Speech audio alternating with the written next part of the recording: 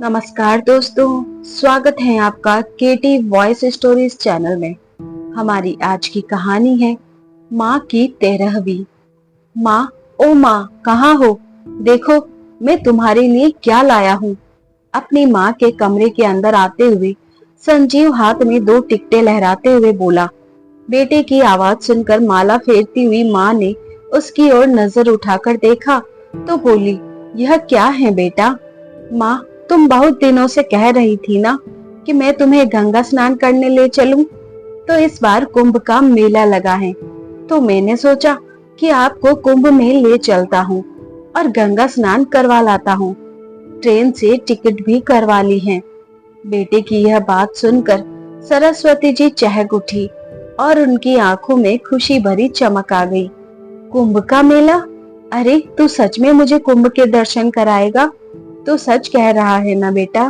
मुझे यकीन ही नहीं हो रहा। अरे माँ, मैं झूठ थोड़ी बोल रहा हूँ। यह देखो, टिकट तुम्हारे सामने है। जब जाने की तैयारी कर लो। जितना भी सामान चाहिए मुझे पहले ही बता देना। पूरे 5 दिन बाद चलेंगे। वह बेटा, जुग जुग जियो मेरे लाल। गंगा जी में स्नान करूंगी तो मोक्ष मिलेगा मुझे। अच्छा, कौन कौन चलेगा बेटा? सभी चल रहे हैं ना? सरस्वती जी ने मुस्कुराते हुए पूछा। तो संजीव बोला, अरे नहीं माँ, सब ने जाकर क्या करना है? मालूम है कुंभ पर कितनी भीड़ रहती है। सब लोगों को संभालना तो बहुत मुश्किल हो जाएगा। इसलिए मैं केवल 2 ही टिकट लेकर आया हूँ, मेरे और तुम्हारे लिए। बेटे की इस बात को सुनते ही सरस्वती जी की नजरें अपनी बहू दीपा की ओर गई और सोचने लगी कि बेटे के साथ मैं अकेले जाऊंगी तो बहू नाराज तो नहीं हो जाएगी। फिर बोली, अरे संजीव बेटा, लेकिन इतनी उम्र में तू अकेला मुझे कैसे संभालेगा? घर में तो मैं जैसे तैसे अपना काम कर लेती हूँ, लेकिन बाहर तो मेरा उठना बैठना भी मुश्किल हो जाएगा। घड़ी घड़ी मुझे सहारे की जरूरत पड़ेगी। तभी उनकी बहू दीपा बोली, अरे अम्मा, अब यह आपको ले जा रहे हैं तो संभाल भी लेंगे, और फिर हम तो कहीं ना कहीं जाते ही रहते हैं, फिर कभी चले जाएंगे। और यह भी तो सोचिए कि कुंभ का मेला हर साल थोड़ी ना आता है। फिर सरस्वती जी बोली, लेकिन बहू, संजीव को मुझे संभालने में परेशानी होगी। तो उनकी यह बात सुनकर उनका बेटा संजीव हंस पड़ा और बोला, माँ, अब तुम्हें अपने बेटे पर विश्वास भी नहीं है? अरे, जैसा आप मेरा बचपन में ध्यान रखती थी, वैसे ही मैं भी आपका ध्यान रखूंगा। आपका हाथ मैं कभी नहीं छोड़ूंगा। खूब अच्छे से आपको मेला दिखाऊंगा। संजीव की बात पर सब लोग हंसने लगे और सरस्वती जी प्रसन्न हो गई। उनकी बहुत समय से चली आ रही इच्छा पूरी होने जा रही थी। कितनी बार संजीव से कह चुकी थी कि मरने से पहले एक बार मुझे कुंभ का स्नान करवा दे। अगर कुंभ पर नहीं लेकर जा सकता तो ऐसे ही हरिद्वार ले चल, लेकिन एक बार गंगा स्नान करवा दे तो मेरी अंतिम इच्छा पूरी हो जाए। लेकिन वक्त गुजरता रहा और बात चलती रही, परंतु आज जब संजीव ने अपने आप कहा तो उनका मन प्रसन्नता से नाच उठा। आज तो वे अपने बेटे और बहू को आशीर्वाद देते नहीं थक रही थी। हरिद्वार जाने के लिए वे दोनों ट्रेन में बैठ गए, पर सरस्वती जी का तो सफर में बुरा हाल हो रहा था। 2 दिन और 1 रात का सफर था। बेटे का हाथ थामे बार बार बाथरूम जाती रही, लेकिन जैसे ही ट्रेन खिसकने लगती तो पांव डगमगाने लगते। किसी तरह गिरती पड़ती सीट तक पहुंच पाती थी। अरे माँ, संभालो अपने आप को, अभी तो सफर शुरू ही हुआ है, आगे कैसे करोगी? हाँ बेटा, कोशिश कर रही हूँ संभालने की, पर उम्र हो गई है ना, हाथ की पकड़ भी ढीली हो चुकी है और पांव भी डगमगा जाते हैं। बेबस होते हुए सरस्वती जी बोली। तो संजीव ने कहा, कोई बात नहीं माँ, मैं हूं ना, मैं सब संभाल लूंगा। यह सुनकर सरस्वती जी की आंखें ममता के आंसुओं से भर आई। रात के समय ट्रेन की छुक छुक और सीटी की आवाज ने सोने भी नहीं दिया। रह रह कर सोचती कि नाहक ही संजीव को मैंने तंग किया, वह भी पूरी रात जागता रहा। इससे तो गंगाजल घर पर लाकर उसी से नहा लेती। अब मुझे समझ आ रहा है कि क्यों संजीव हर बार मेरी गंगा नहाने की बात को टाल देता था। खैर, भगवान का नाम जपते जपते किसी तरह सफर पूरा हुआ। गाड़ी रुकी तो प्लेटफॉर्म की भीड़भाड़ को देखकर सरस्वती जी हैरान रह गई। संजीव ने दोनों थैले अपने कंधे पर लटकाए और अपनी माँ का हाथ पकड़कर स्टेशन से बाहर ले आया। उसी समय काली घटाएं छाने लगी और ठंडी ठंडी हवाएं चलने लगी। अरे बेटा, मुझे तो बहुत ठंड लग रही है। यह मौसम को भी आज ही बिगड़ना था क्या? न जाने कब बरसने लगेगा। माँ की यह बात सुनकर संजीव बोला, माँ, थोड़ी देर हम स्टेशन पर ही बैठते हैं। मौसम ठीक होने पर ही बाहर निकलेंगे। थोड़ी देर बाद संजीव उठकर कहीं चला गया और जब लौटा तो उसके हाथ में चाय के 2 कुल्हड़ और गर्मा गर्म पकौड़ों की थैली थी। माँ बेटे ने वहीं बैठकर सुकून से चाय पी और पकौड़े खाए। थोड़ी ही देर में सरस्वती जी को नींद आने लगी तो वही टेक लेकर आंखें मूंद ली। करीब 1 घंटे के बाद बारिश थम गई और सूरज निकल आया। बारिश के कारण रेलवे स्टेशन पर जो भीड़ बढ़ गई थी वह भी अब छटने लगी थी। दोनों माँ बेटा एक ऑटो रिक्शा पकड़कर कुंभ के मेले तक पहुंच गए। मेले की शुरुआत में ही रिक्शा वाले ने उन्हें उतार दिया था। करीब 1-1.5 किलोमीटर पैदल चलकर गंगा घाट तक पहुंचे तो गिरते पड़ते बड़ी मुश्किल से उन्हें एक डेरे में जगह मिल गई। संजीव ने वही चादर बिछाकर अपना सामान रख दिया और अपनी माँ का हाथ पकड़कर गंगा नहाने ले गया। सरस्वती जी ने अपने जीवन भर में इतनी भीड़ कहीं नहीं देखी थी। कहीं लाउडस्पीकर का शोर मच रहा था तो कहीं भजन चल रहे थे, कहीं गंगा मैया की जय जयकार करते लोग घूम रहे थे तो कहीं साधु संतों के प्रवचन। आगे बढ़े तो झूले वाले, खिलौने वाले, पूरी कचौरी और मिठाई की दुकान, धार्मिक किताबें और तस्वीरों की दुकान। हर जाति और हर धर्म के लोगों को देखकर वह हैरान थी। उन्हें ऐसा लग रहा था कि जैसे वह किसी दूसरी ही दुनिया में पहुंच गई है। यह सब देखते हुए वह अपने बेटे संजीव का हाथ कस के थामे हुए थी। रास्ता बनाते बनाते संजीव उन्हें किनारे तक लेकर आया, परंतु यहाँ भी भीड़ ही भीड़ थी।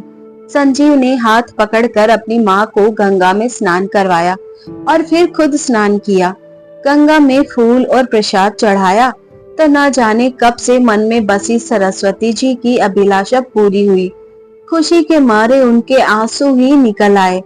हाथ जोड़कर प्रार्थना की कि गंगा मैया, मेरे संजीव जैसा बेटा हर माँ को देना। आज उसी के कारण तो मैं आपके दर्शन कर पाई हूँ।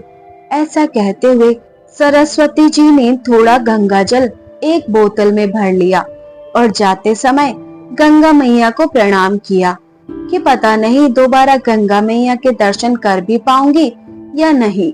संजीव ने अपनी माँ को मेला घुमाया और खूब खिलाया पिलाया। फिर सरस्वती जी बोली, बस बेटा, अब मैं बहुत थक चुकी हूँ, अब और चला नहीं जाता। तो संजीव माँ के कहने पर उन्हें डेरे पर वापस ले आया। चलो माँ, अब तुम यहीं आराम करो, मैं घूम कर आता हूँ। ऐसा कहते हुए संजीव ने अपने पास अपनी जेब में से कुछ रुपए निकाले और अपनी माँ के हाथ में थमा दिए। अरे बेटा, मैं इन रुपयों का क्या करूंगी? तू है तो सही मेरे पास, और वैसे भी मेरी साड़ी के पल्लू से 500 रुपए का नोट बंधा है। ऐसा कहते हुए सरस्वती जी उसे पैसे वापस करने लगी तो संजीव बोला, अरे नहीं माँ, रख लो, वक्त बेवक्त काम आ जाते हैं। कुछ खरीदने का मन होता है या कहीं मेले में मेरी जेब कट गई तो।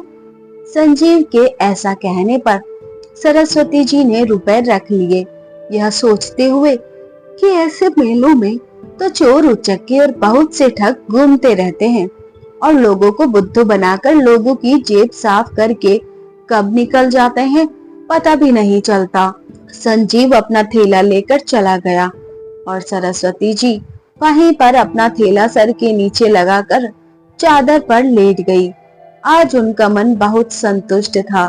संजीव ने भी उनका खूब ध्यान रखा था। लेटे लेटे ही उनकी आंख लग गई, लेकिन जब आंखें खुली तो देखा सूरज अस्त हो रहा था। इधर उधर देखा तो संजीव अभी तक नहीं लौटा था। उनके माथे पर चिंता की लकीरें उभर आई। अनजानी जगह और अनजाने लोग। अपने संजीव के बारे में पूछूं तो भी किससे? फिर उन्होंने अपना सामान टटोल कर देखा तो सब कुछ सुरक्षित था। अपनी साड़ी के पल्लू में बंधे रुपए भी सुरक्षित देखे तो डेरे से बाहर जाकर इधर उधर अपने बेटे को ढूंढने लगी। तभी सामने देखा तो हैरान रह गई। आदमियों का एक झुंड तेजी से भागता हुआ आ रहा था। इससे पहले कि वह कुछ समझ पाती, जोर जोर से चीख पुकार मचने लगी। फिर पता लगा कि मेले में एक हाथी ने उधम मचा दिया है, जिस कारण सारे तरफ भगदड़ मच गई है और भगदड़ में गिरकर कुचलने से बहुत से लोग मारे गए हैं। यह बात सुनकर सरस्वती जी को तो जैसे काटो तो खून नहीं। उनका कलेजा मुंह को आ रहा था कि कहीं उनका संजीव तो इस भीड़ में। नहीं नहीं, ऐसा नहीं हो सकता। ऐसा कहते हुए सरस्वती जी एक यात्री से जाकर पूछने लगी, भैया यह किस समय की बात है? फिर उसने बताया, माँ जी करीब 4 बजे की बात है। जब साधु हाथियों पर बैठकर स्नान करने जा रहे थे तो उनमें से एक हाथी बिगड़ गया, जिस कारण यह कांड हो गया। जितने भी लोग जख्मी हुए हैं उन्हें अस्पताल पहुंचाया जा रहा है और जो लोग मर गए हैं उन्हें सरकारी गाड़ी से उठाया जा रहा है। क्या आपका भी कोई लापता है? उस व्यक्ति की बात सुनकर सरस्वती जी की आंखों में आंसू आ गए और रोते हुए बोली, क्या बताऊं बेटा, मेरा बेटा भी 1 बजे से मेला घूमने के लिए निकला था, लेकिन अभी तक नहीं लौटा। लेकिन माँ जी, उसकी कोई फोटो तो होगी? फोटो तो नहीं है मेरे पास बेटा, अब क्या करूं? सरस्वती जी रोते हुए बोली, माँ जी आप रो मत। देखिए सामने वह पुलिस चौकी है, आप वहीं जाकर पता कर लीजिए। उस व्यक्ति के कहने पर सरस्वती जी ने चादर समेटकर अपनी थैली में डाली और थैला उठाकर जैसे तैसे पुलिस चौकी तक पहुंची और रोने लगी कि मेरा बेटा कहीं मिल नहीं रहा है। तभी एक दयालु पुलिस वाला उनके पास आया और बोला, माँ जी हौसला रखिए, आइए मेरे साथ मोटरसाइकिल पर बैठिए। वह सिपाही सरस्वती जी को उस जगह पर ले गया जहां मृतकों को इकट्ठा किया गया था। लेकिन सरस्वती जी को यह देखकर खुशी हुई कि उनका बेटा वहां नहीं था। फिर 1-2 जगह बने अस्पतालों में भी उन्हें लेकर गया, जहां लोग जख्मी पड़े थे और कराह रहे थे। डॉक्टर उनकी मरहम पट्टी करने में जुटे हुए थे, परंतु संजीव का पता वहां भी नहीं चल पाया। तभी सरस्वती जी सोचने लगी कि कहीं संजीव डेरे पर वापस तो नहीं लौट आया होगा, वह मुझे ढूंढ रहा होगा, परेशान तो नहीं हो गया होगा, कहीं वह मेरा इंतजार ना कर रहा हो।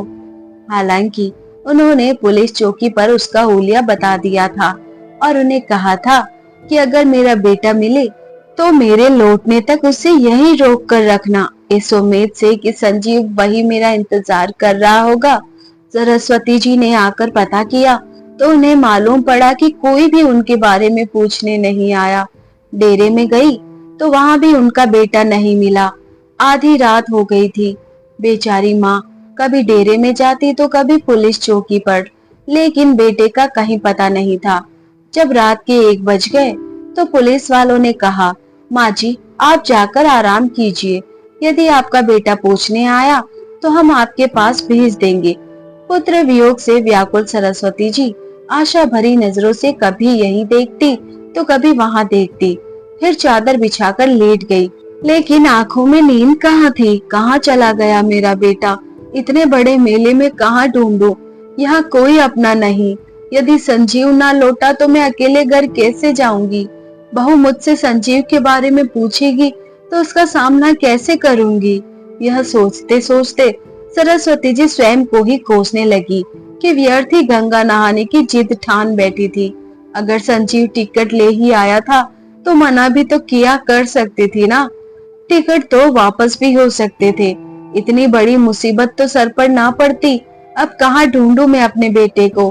फिर सरस्वती जी को ख्याल आने लगा कि कहीं संजीव को कोई ठग बहला फुसला कर तो नहीं ले गया। कितना सीधा है मेरा बेटा, बहुत जल्दी किसी की भी बातों में आ जाता है। या फिर किसी ने कोई गलत चीज उसे सुंघा दी हो और बेहोश होकर गिरा दिया हो, और उसका सारा पैसा, अंगूठी और चेन छीन कर उसे कहीं फेंक दिया हो। यह सोच सोच कर सरस्वती जी अंदर ही अंदर चिंता के मारे गुली जा रही थी। मन में उठने वाली शंकाओं का अंत ही नहीं था। अगले दिन जब सुबह हुई तो सरस्वती जी नहाना धोना भूलकर सीधा पुलिस चौकी पर पहुंच गई। एक ही दिन में पुलिस चौकी के लोग उन्हें पहचानने लगे थे। देखते ही बोले, आइए माँ जी, क्या आपका बेटा लौटा नहीं अभी तक? तभी सरस्वती जी रोते हुए बोली, कहाँ देखूं, तुम ही ढूंढ कर ले आओ मेरे बेटे को, एक माँ की दुआएं मिलेगी। सरस्वती जी का रो रो कर बुरा हाल था। फिर पुलिस वाला बोला, अम्मा जी धीरज रखो, हम कुछ करते हैं। सभी डेरों में अनाउंसमेंट करवाते हैं। आपका बेटा मेले में जहाँ कहीं भी होगा तुरंत दौड़ा आएगा। आप ऐसा कीजिए, अपना नाम और पता लिखवा दीजिए और फिर जाकर स्नान ध्यान कीजिए। जल्दी ही मिल जाएगा आपका बेटा। भगवान पर भरोसा रखिए। अब तो पुलिस वालों को भी सरस्वती जी से हमदर्दी हो गई थी। रोती बिलखती बेचारी बूढ़ी माँ डेरे में वापस लौट आई। जैसे तैसे गंगा में स्नान भी कर लिया। मन ही मन प्रार्थना करती रही कि हे गंगा मैया, मेरा संजीव जहाँ भी हो कुशल पूर्वक हो। वही तेरे दर्शन कराने के लिए यहाँ तक लेकर आया था और वही हाथ छुड़ाकर न जाने कहाँ गुम हो गया, और मुझ बूढ़ी को समझ नहीं आता क्या करूं। हे भगवान, आप ही कोई चमत्कार करो, मेरा खोया हुआ बेटा वापस मिल जाए तो वापस जाकर बहू को मुंह दिखाने लायक बन सकूं। पूजा अर्चना से निपटकर सरस्वती जी हर आने वाले जाने वाले व्यक्ति को आशा भरी निगाह से देखती। दूर दूर तक उनकी निगाहें आने जाने वालों का पीछा करती कि कहीं संजीव दिख जाए। घाट पर ही बैठे बैठे शाम हो गई। अब तो पेट में भी मरोड़ पड़ने लगे थे। कल शाम से ना तो भोजन का एक भी निवाला पेट में गया था, ना ही पानी की एक बूंद। फिर ध्यान आया कि अगर मैं खुद बीमार पड़ गई तो अपने बेटे को कैसे ढूंढूंगी। उसे ढूंढना है तो खुद को स्वस्थ रखना होगा, नहीं तो यहाँ मेरा कौन बैठा है जो मान मनवार करके मुझे खिलाएगा। ऐसा सोचते हुए पास में चल रहे बोझ पर गई और आलू की सब्जी के साथ 2 रोटी खा ली और पानी पिया तो कलेजे को थोड़ी शांति मिली, और अपने बेटे के लिए 4 रोटी बनवा ली कि संजीव मिलेगा, बेचारा भूखा प्यासा होगा तो उसे खिला दूंगी। बेटे को ढूंढते ढूंढते सरस्वती जी वापस अपने डेरे में पहुंच गई। फिर से पुलिस चौकी में भी झांक कर आ गई, लेकिन फिर से वही निराशा हाथ लगी। देखते ही देखते दिन बीतते गए। अब तो मेला भी खाली होने लगा था, लेकिन संजीव नहीं लौटा। फिर पुलिस वालों ने सलाह दी कि माँ जी, लगता है अब आपका बेटा नहीं लौटेगा। आप अपने घर जितनी जल्दी हो लौट जाइए, उतना अच्छा होगा। यह सुनकर सरस्वती जी की आंखें फिर से आंसुओं से भर गई। फिर बोली, बेटा, मैं इतनी दूर अपने घर कैसे जाऊंगी? मैं तो कभी कभी अकेले गई ही नहीं। कहते कहते उनकी आवाज रुआंसी हो गई। अच्छा माँ जी, आप अपने घर का फोन नंबर ही बता दो, घर से कोई आकर ले जाएगा। लेकिन बेटा, घर से मुझे कौन लेने आएगा? घर पर बहू अकेली है, वह अकेली कैसे आ पाएगी? अरे बहू किसी नाती या रिश्तेदारों को भी तो बुला सकती है। आप किसी का भी नंबर बता दीजिए। सरस्वती जी ने दिमाग पर लाख जोर डाला, लेकिन हड़बड़ी में नंबर याद ही नहीं आया। अक्सर दिमाग को जंग लग जाती है जब इंसान परेशानी में होता है। वैसे भी बुढ़ापे में याददाश्त भी कमजोर हो जाती है। यही हुआ था सरस्वती जी के साथ भी। उन्हें कोई नंबर याद नहीं आ रहा था। अपनी बेबसी पर उनकी आंखें भर आई। उसी समय एक यात्री पुलिस चौकी के बाहर से गुजर रहा था, तो उनका ध्यान वहां बैठे सरस्वती जी की ओर गया, जो फूट फूट कर रो रही थी। उसने पुलिस वालों से वृद्धा के रोने का कारण पूछा तो सारी बात सुनकर वह यात्री बोला, आप अम्मा को मेरे साथ ही भेज दीजिए, मैं भी वहीं का रहने वाला हूँ। मैं शाम को 6 बजे की ट्रेन से अपने घर जा रहा हूँ। आप कहें तो इन्हें साथ लेता जाऊंगा और उसके बाद उसके गांव जाने वाली बस में बैठा दूंगा। वह आराम से अपने गांव पहुंच जाएगी। पुलिस वालों ने सरस्वती जी को उस अनजान व्यक्ति के साथ रवाना कर दिया और उसका पता और फोन नंबर अपने पास लिख कर रख लिया। सरस्वती जी उनके साथ जा तो रही थी, पर मन के किसी कोने में एक डर भी था कि कहीं यह व्यक्ति कोई ठग ना हो। परंतु और कोई चारा भी नहीं था उस पर विश्वास करने के अलावा, वरना इस अनजान जगह पर कब तक रहती। लेकिन उस व्यक्ति ने सरस्वती जी के मन की बात कैसे पढ़ ली हो। वह बोला, अम्मा जी आप चिंता मत कीजिए, मैं आपके गांव के पास के गांव में ही रहता हूँ। भरोसा रखिए मुझ पर, यदि आप कहेंगे तो आपके घर तक भी छोड़ दूंगा। फिर सरस्वती जी बोली, अरे नहीं भैया, विश्वास के सहारे ही तुम्हारे साथ आई हो। तुम मुझे अपने साथ लेकर आए हो, क्या इतना उपकार कम है? ट्रेन से उतरने के बाद मुझे बस में बैठा दोगे तो मैं अपने गांव पहुंच जाऊंगी। बस मुझे तो एक ही बात का गम सताए जा रहा है, ना जाने मेरा बेटा कहाँ होगा, किस हाल में होगा। 2 दिन बाद सरस्वती जी जब बस से उतरी तो पैदल ही अपने घर की ओर चल पड़ी। लेकिन बेटे की अनुपस्थिति में उसका मन भारी हो रहा था। समझ नहीं आ रहा था कि क्या करें और क्या नहीं। बहू का सामना कैसे करेंगी, क्या कहकर करेंगी, क्या बताएंगी कि संजीव कहाँ है। इसी उधेड़बुन में जैसे तैसे घर के द्वार तक पहुंची तो देखकर हैरान रह गई कि वहां तो खूब चहल पहल थी। घर के बाहरी हिस्से में सफेद रंग का टेंट लगा हुआ था जहां भोज चल रहा था। एक बार सरस्वती जी को लगा कि वह गलती से किसी और जगह पर पहुंच गई हैं। लेकिन जैसे ही वह बाहर की ओर जाने लगी तभी उनके पोते और पोती की नजर अपनी दादी पर पड़ी। वे आश्चर्यचकित रह गए, लेकिन फिर खुशी से चिल्लाने लगे, मम्मी देखो, पापा देखो, दादी तो हमारे सामने खड़ी है, वह लौट आई हैं, दादी जिंदा हैं। अपने पोता पोती की यह बात सुनकर सरस्वती जी भौंचे की रह गई और उन्हें समझ नहीं आ रहा था कि आखिर यह चल क्या रहा है। बच्चों के चिल्लाने की आवाज सुनकर सभी लोग दौड़कर बाहर आ गए। पूरे गांव में हड़कंप मच गया। अम्मा वापस आ गई, अम्मा वापस आ गई, सरस्वती जी लौट आई हैं।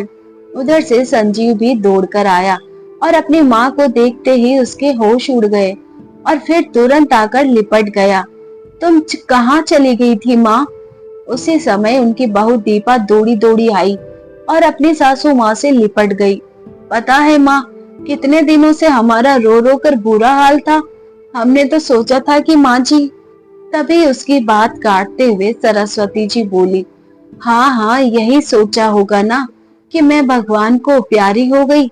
सरस्वती जी को जैसे सारी बात का एहसास हो चुका था। फिर वह बोली, इसलिए तो तुम आज अपनी सास की तेरवी कर रही थी। एक बार मुझे ढूंढना तक जरूरी नहीं समझा तुम लोगों ने। और संजीव तो मुझे वहां निर्जन स्थान पर छोड़कर, अनजाने लोगों के बीच में छोड़कर यहाँ चला आया। मुझसे पीछा छुड़ाने का यही रास्ता सूझा तुम लोगों को।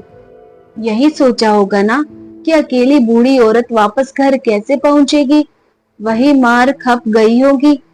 हे भगवान, ऐसा कहते हुए सरस्वती जी वहीं जमीन पर अपना सर पकड़कर बैठ गई। फिर बोली, अरे मैं तो पगला उठी थी, घाट घाट पर तुझे ढूंढती फिर रही थी। फिर संजीव बोला, ऐसा नहीं है माँ, मैंने तुम्हें कहाँ कहाँ नहीं ढूंढा, न जाने कहाँ कहाँ मैंने आपके नाम की घोषणा करवाई, पर आप कहीं नहीं मिली। तभी सरस्वती जी ने कहा, भगवान का इतना ही शुक्र है कि तू ठीक ठाक है। तुझे देखकर मेरी जान वापस लौट आई। उसी समय बेटा बहू दोनों एक दूसरे की आंखों में देखते हुए बोले, अब यह दावत माँ के लौट के आने की खुशी में है। सब खुशी से खाना खाओ, हमारी माँ वापस आ गई है। ऐसा कहते हुए संजीव खुशी से नाचने लगा, तो दूसरी ओर गांव की औरतों में कानाफूसी होने लगी।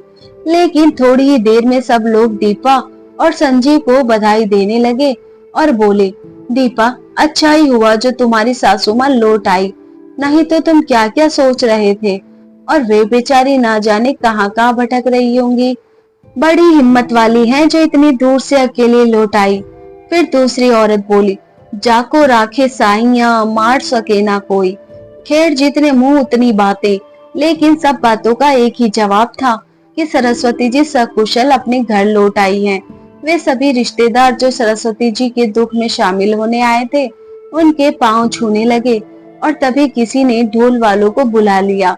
ढोल बजने लगे और सब लोग नाचने कूदने लगे। माहौल एकदम से बदल गया था। उधर अपने बेटे संजीव को अपने सामने सुरक्षित देखकर सरस्वती जी भी सब कुछ भूल गई। भगवान ने उसकी मनौतियां मान ली थी। अब भगवान पर उसका विश्वास और भी दृढ़ हो गया था। सभी रिश्तेदार और पड़ोसी खा पी कर अपने अपने घर चले गए थे। सरस्वती जी और उनके बेटा बहू भी अपने अपने कमरों में जाकर सो गए। कितने दिनों बाद आज सरस्वती जी निश्चिंत होकर सुकून से सोई थी, लेकिन अचानक ही उनकी रात में नींद खुली। उनका गला सूख रहा था।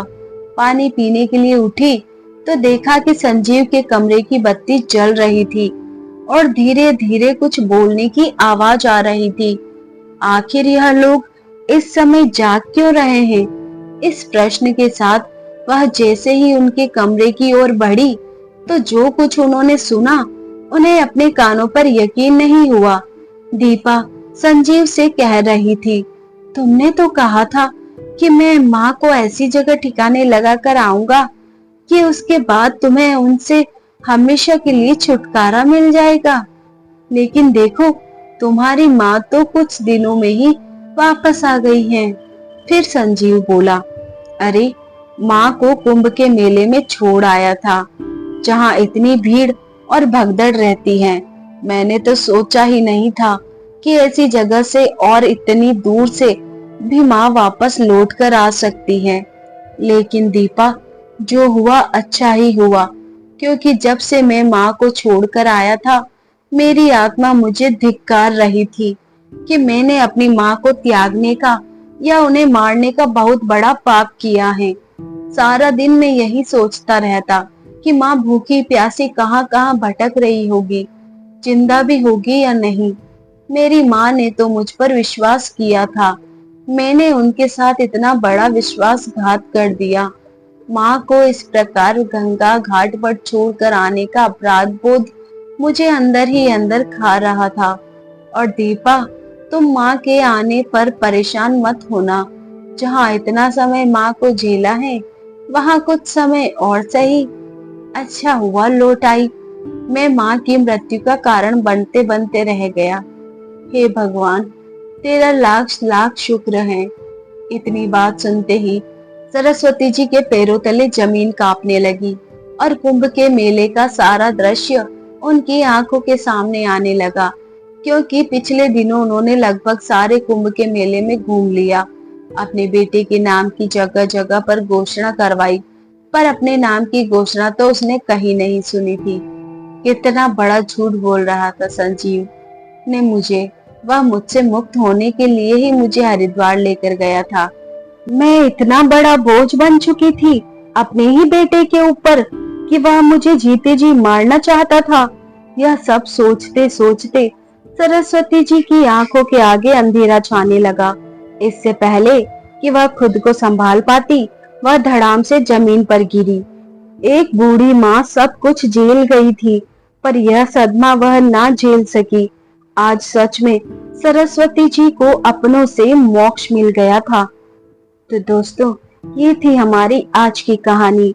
उम्मीद करती हूँ पसंद आई होगी। ऐसी ही और कहानियां सुनने के लिए बने रहिए हमारे साथ। अपना प्यार और सपोर्ट दीजिए। चैनल पर नए हैं तो सब्सक्राइब कीजिए, साथ में बेल आइकन प्रेस कीजिए। वीडियो को शेयर करना ना भूलें।